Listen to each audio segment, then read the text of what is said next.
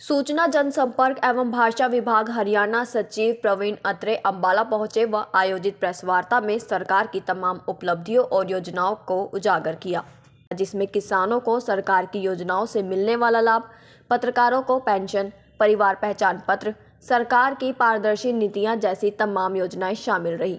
परिवार पहचान पत्र के बारे में बताते हुए उन्होंने कहा कि इस योजना के माध्यम से अब तक 45 लाख लोग 397 योजनाओं का लाभ ले चुके हैं। वहीं प्रधानमंत्री द्वारा भारत को 2047 तक विकसित राष्ट्र की श्रेणी में लाने के लिए भारत संकल्प यात्रा के बारे में बताते हुए उन्होंने कहा कि इस यात्रा का केवल एकमात्र उद्देश्य है ज़्यादा से ज़्यादा लोगों को सरकारी योजनाओं का लाभ पहुंचाना और उनसे फीडबैक लेना, जिसके तहत अब तक सरकार 6000 गांव व 3000 वार्डों में पहुंच चुकी है व जो लोग अभी तक सरकारी योजनाओं से वंचित हैं उन्हें लाभ पहुंचाने का काम किया जा रहा है। वहीं आय सीमा बढ़ाने को लेकर उन्होंने कहा कि इसका यही उद्देश्य है कि लाभार्थियों की संख्या भी बढ़ाई जाए। वहीं विपक्ष द्वारा किए गए काम भी गिनवाए व मौजूदा सरकार द्वारा किए कामों से तुलना भी की एवं तमाम योजनाओं व उनसे जनता तक पहुंच रहे लाभ का जिक्र भी किया। देखिए, ऐसा है कि हरियाणा के अंदर पिछले 9 साल के अंदर मुख्यमंत्री मनोहर लाल ने इस प्रदेश का कायाकल्प किया है।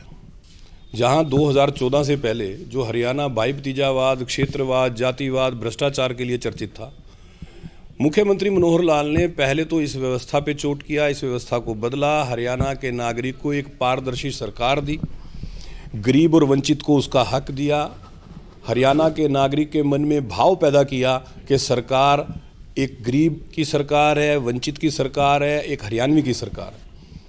मुख्यमंत्री मनोहर लाल ने अलग अलग क्षेत्रों में योजनाएं बना के हरियाणा का जो विकास किया, उदाहरण के तौर पे जो बीपीएल परिवार है 2014 से उसकी आय सीमा को बढ़ा दिया गया, जिससे ज़्यादा से ज़्यादा परिवारों को बीपीएल की योजनाओं का लाभ प्राप्त हो सके। सामाजिक सुरक्षा की योजनाओं में जहां आय सीमा 2 लाख थी उसको बढ़ा के 3 लाख कर दिया गया, जिससे ज़्यादा से ज़्यादा लोगों को योजनाओं का लाभ हो सके। उदाहरण के तौर पे बुढ़ापा पेंशन, जैसी आय सीमा बढ़ी तो बुढ़ापा पेंशन के लाभार्थियों की संख्या 10 लाख बढ़ गई। परिवार पहचान पत्र एक ऐसी योजना लेके आए जिसके ज़रिए 397 सरकार की योजनाओं सेवाओं का लाभ व्यक्ति को घर बैठे मिलना शुरू हुआ।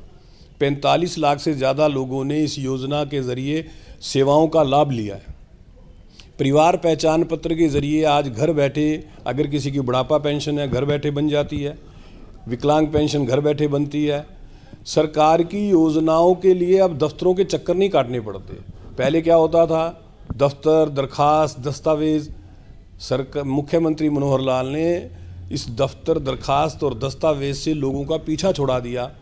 अब आपको ना दफ्तरों के चक्कर काटने की ज़रूरत है, ना दस्तावेज लेके घूमने की ज़रूरत है। घर बैठे आपको योजनाओं का लाभ प्राप्त हो, ऐसा सुनिश्चित कर दिया।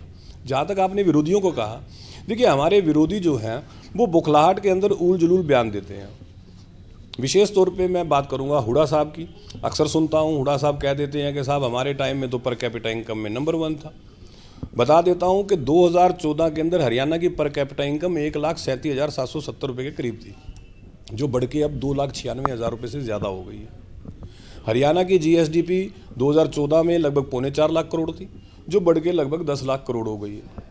मुख्यमंत्री मनोहर लाल ने हरियाणा के युवाओं को पारदर्शी तरीके से बिना पर्ची, बिना खर्ची नौकरी दी है योग्यता के आधार पे। 1,20,000 के लगभग पक्की सरकारी नौकरियां दे चुके हैं।